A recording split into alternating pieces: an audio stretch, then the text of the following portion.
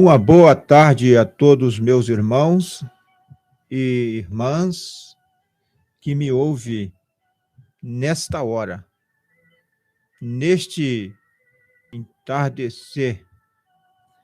Para você que me ouvirá à noite ou me ouvirá de manhã, que Deus da mesma forma te abençoe.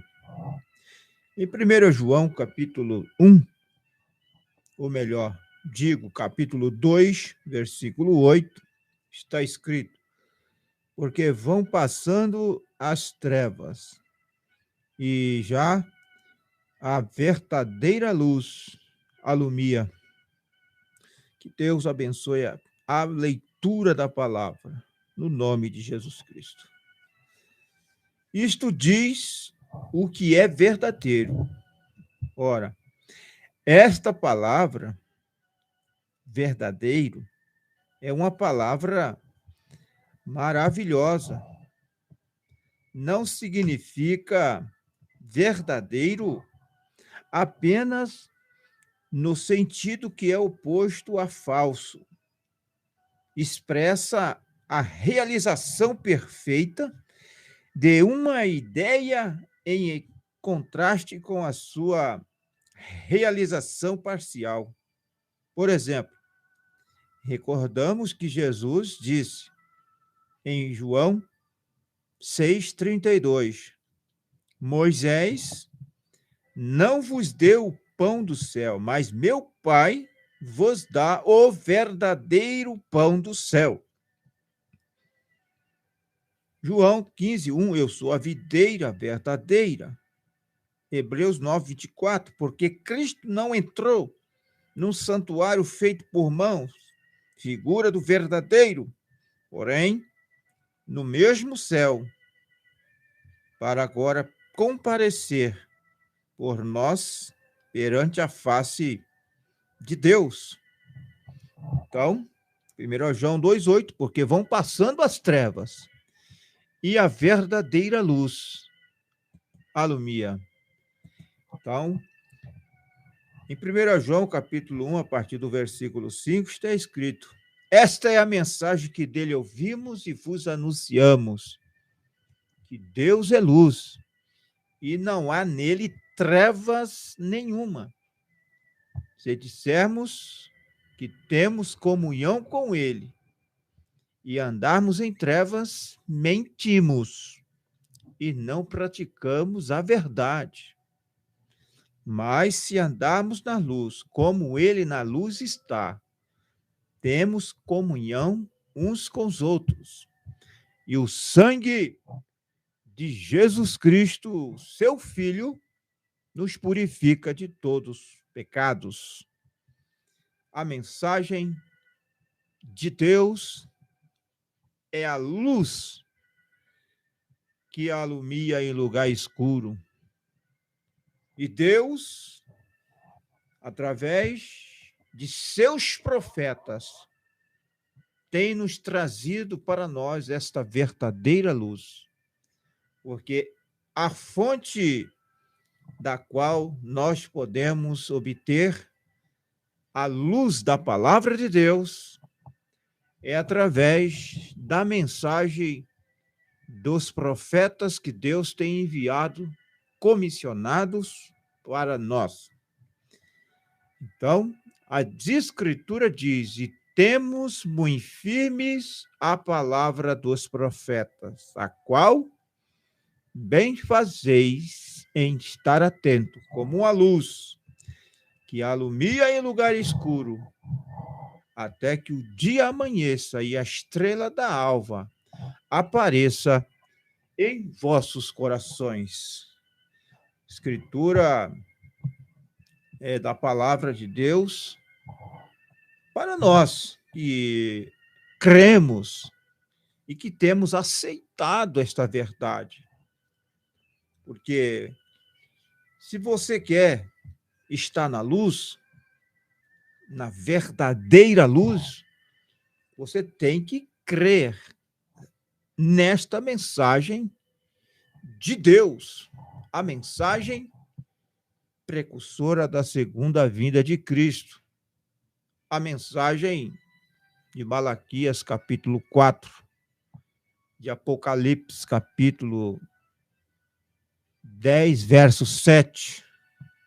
A voz do sétimo anjo, a revelação dos mistérios de Deus tem sido revelado para nós. Para nós que temos recebido esta revelação destes mistérios, estes mistérios que nos foi revelado, não é mais mistério para aqueles que receberam a revelação desses mistérios. É mistério para muita gente que ainda não conhece, que ainda não tem os seus entendimentos abertos. É um mistério para aqueles que ainda não nasceram de novo, não têm entendimento, porque ainda estão no espírito das organizações e denominações. Esses tais não entenderão estes mistérios que Deus tem revelado para nós. Mas para a noiva de Cristo, que tem sido revelado estes mistérios, não há mais mistério. Um mistério só é mistério quando ele está oculto, escondido, mas quando ele é revelado, deixa de ser mistério. Um segredo é segredo quando ninguém sabe. Mas quando você sabe daquele segredo, aquilo para você já não é mais segredo. Deixa de ser um segredo, porque você já conhece o conteúdo daquilo. Então, assim são as verdades da palavra de Deus.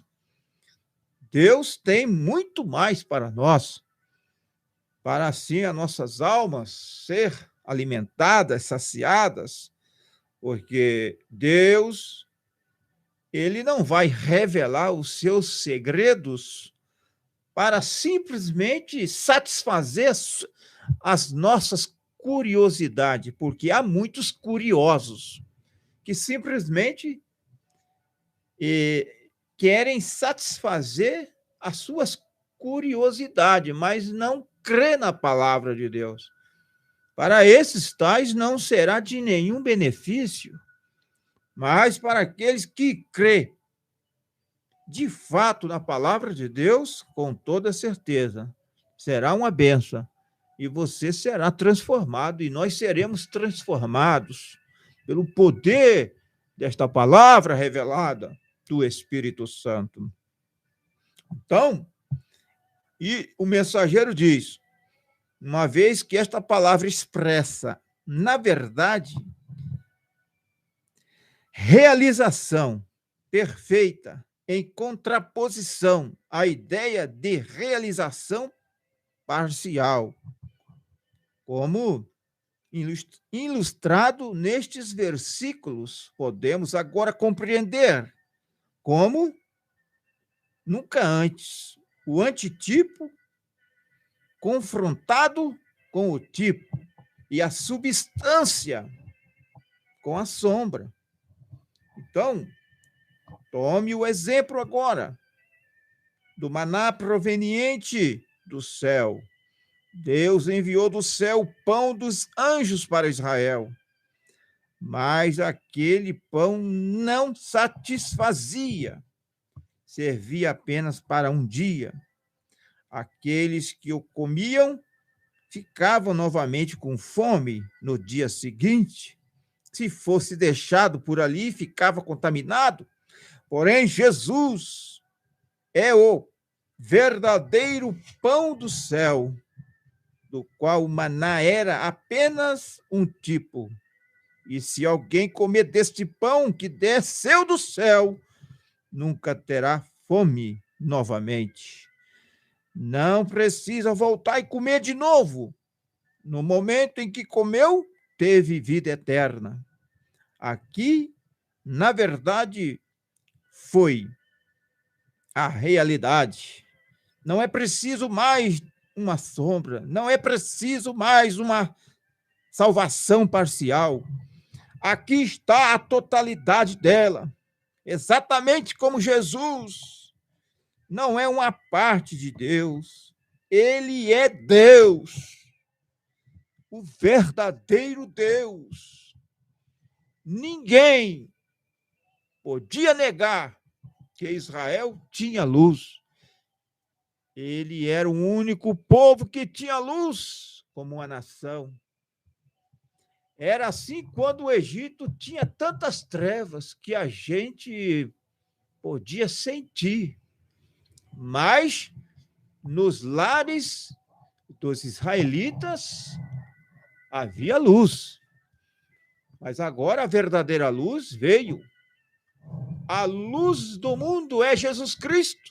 Moisés e os profetas trouxeram a luz pelas escrituras relativas ao Messias. Assim Israel tinha luz, mas agora veio o cumprimento da luz. E o que era meramente o brilho da palavra agora se irradiou no fulgurante resplendor do Deus manifestado entre seu povo, assim como a coluna de fogo dava luz durante a noite, isto era maravilhoso. Agora a luz e a vida foram manifestadas na plenitude da divindade encarnada. Que preciosidade são estas verdades que nós estamos vos anunciando através deste programa. Que você, meu irmão e irmã, receba esta luz, a luz da palavra, que é o esplendor do Deus Todo-Poderoso na sua vida, na sua alma. Israel costumava tomar novilha vermelha, sacrificá-la sobre o altar para remissão de pecados. Por um ano, os pecados dos culpados eram cobertos, mas esta cobertura não podia retirar o desejo de pecar. Não era uma oferta perfeita, era uma sombra simplesmente até que pudesse vir a real. Deste modo, cada ano o homem sacrificaria e cada ano voltaria, porque ele ainda conservava o mesmo desejo de pecar, porque aquele sacrifício de animais não tirava os desejos pecaminosos, simplesmente cobria os seus pecados. A vida do animal expiava seus pecados, mas sendo sangue de animal que era derramado e vida de animal que era dada, ela não podia retornar ao homem. Se tivesse, contudo, de voltar, ela ainda não teria valor. Mas quando Cristo, o substituto, foi dado, seu sangue foi derramado, então a vida que estava em Cristo retornou sobre o pecador arrependido, e esta vida, sendo a perfeita vida de Cristo, sem pecado e justa, então o culpado podia continuar livre, porque ele não tinha desejo de pecar, porque o sangue do Senhor Jesus Cristo tira todos os desejos pecaminosos. Porque uma pessoa que realmente tem se arrependido dos seus pecados e crido na sua palavra e tem passado pelo processo do sangue do Senhor Jesus Cristo, ele nunca mais terá desejo de pecar. E a vida de Jesus, o Senhor da glória, tinha voltado sobre ele. Isto é o que significa Romanos, capítulo 2, verso 2, capítulo 8, porque a lei do Espírito de vida em Cristo Jesus me livrou da lei do pecado e da morte. Que coisa maravilhosa! A palavra de Deus diz: os que estão em Cristo, nova criatura é, e as coisas velhas se passaram, e eis que tudo se fez novo. Todas as coisas agora são novas para ele. O seu velho homem, a sua velha mulher, os seus velhos desejos pecaminosos e mundanos têm sido tirados e aniquilados dos seus corações, e agora os seus desejos, os seus apetites são nas coisas espirituais da palavra de Deus, e que você seja um dos tais nesta hora, um homem ou uma mulher cristão, cheio do Espírito Santo de Deus. Então diz o mensageiro, mas os judeus lá no tempo de Jesus não queriam aceitar este sacrifício. O sangue de touros e de bodes nada aperfeiçoava. Ele foi o método ordenado de Deus, mas agora Cristo, tendo aparecido na carne pelo derramamento do seu próprio sangue, tem expulsado o pecado e por esta oferta de si mesmo nos tem aperfeiçoado. Os judeus não aceitariam isto, mas e quanto à era de Filadélfia e as outras eras também, eles também teriam que passar pelos mesmos processos, mas a maioria não creram, não receberam. E eu digo e repito, os judeus não aceitariam isto, mas e quanto à era de Filadélfia e as outras eras também, eles aceitaram realmente esta realidade em Cristo? Não, Senhor. Não, Senhor, eles não aceitaram. Não obstante Lutero ter trazido a verdade da justificação, a Igreja Romana e sua sócia oriental, a Igreja Ortodoxa ainda se apegam às obras. Ora, obras é uma coisa ótima, mas elas não salvam, elas não tornam vocês perfeitos. É Cristo ou então perecerão. E não é nem mesmo Cristo e obras, é Cristo somente. Nesta era começaram os anos do arminianismos, que não creem em Cristo com a realidade. Eles não cantam nada senão o sangue, porque cantam nada senão o sangue e minha própria conduta. Ora, eu creio em boa conduta. Todos nós cremos que temos que ter boa conduta. Se vocês são salvos, vocês agirão corretamente. Já temos notado isso, mas deixe-me dizer-lhe, agora a salvação não é Jesus, mas é Jesus somente. A salvação é do Senhor, do começo ao fim, é toda de Deus.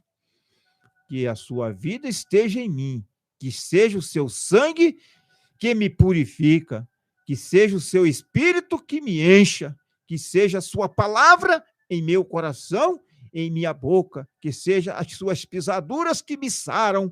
Glória a Deus, que seja Jesus e Jesus somente, que seja o Senhor da glória, Jesus Cristo somente, não pelas obras de justiça que eu tenha feito, não, senhores, é Cristo em minha vida. Amém. E que Deus te abençoe em nome do Senhor e Salvador Jesus Cristo. Amém.